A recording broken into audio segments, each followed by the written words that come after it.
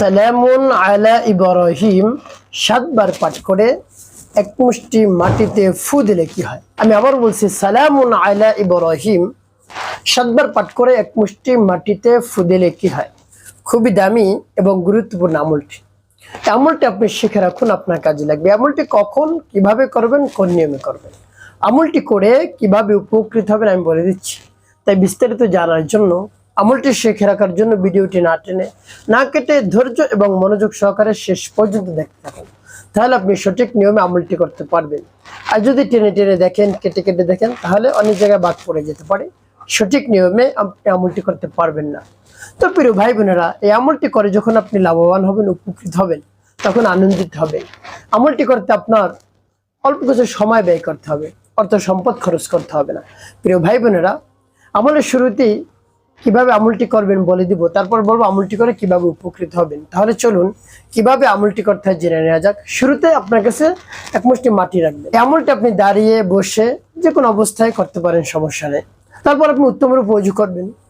ওযু করে তারপর আপনি আমলটি শুরু করে দেবেন। সর্বপ্রথম 3 বার ইস্তেগফার পাঠ করবেন, আস্তাগফিরুল্লাহ আস্তাগফিরুল্লাহ আস্তাগফিরুল্লাহ, বা পূর্ণ ইস্তেগফারটা আপনি পাঠ করতে পারেন, আস্তাগফিরুল্লাহ রাব্বি মিন কুল্লি যামবি ওয়া আতুবু ইলাইহি লা হাওলা ওয়া লা কুওয়াতা ইল্লা বিল্লাহিল আলিয়্যিল আযীম।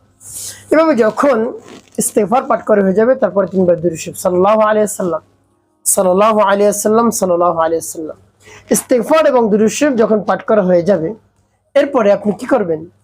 3 বার এরপর আপনি কি করবেন? সেই দোয়াটি পাঠ করবেন।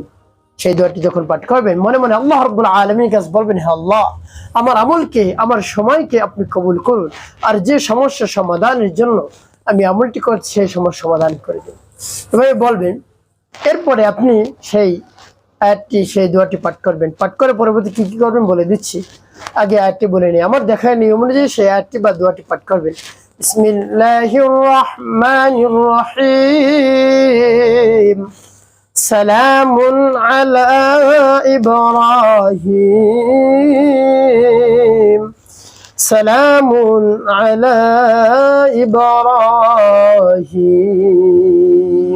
এবার যখন পাঠ করা হয়েছে, মাটিতে একটি ফুল। তারপর আপনি আবারও পাঠ করবেন, বিসমিল্লাহির রাহমানির রহিম। সালামুন আলা ইব্রাহিম। সালামুন আলা ইব্রাহিম। পাঠ করার সবাই। তারপর আপনি মনে দরদ নিয়ে আবার পাঠ করবেন, বিসমিল্লাহির রাহমানির রহিম। সালামুন আলা ইব্রাহিম। সালামুন আলা ইব্রাহিম। পাঠ করার সবার প্রিয় ভাই বোন, কতবার পাঠ করবেন? গুনে গুনে আপনি 7 বার পাঠ করবেন। 7 বার যখন পাঠ করা হয়ে যাবে, তারপরে 7টি ফু দিবেন। প্রিয় ভাই বোনেরা, এভাবে 7টি ফু দেওয়া যখন হয়ে যাবে, শেষে 5 বার দুরূদ ইব্রাহিম পাঠ করবেন। আল্লাহুম্মা সাল্লি আলা মুহাম্মাদিন ওয়া আলা আলি মুহাম্মাদ কামা সাল্লাইতা আলা ইব্রাহিম ওয়া আলা আলি ইব্রাহিম ইন্নাকা হামিদুম মাজিদ। আল্লাহুম্মা বারিক আলা মুহাম্মাদিন ওয়া আলা আলি মুহাম্মাদ কামা বারাকতা على إبراهيم وعلى آل إبراهيم إنك حميد مجيد.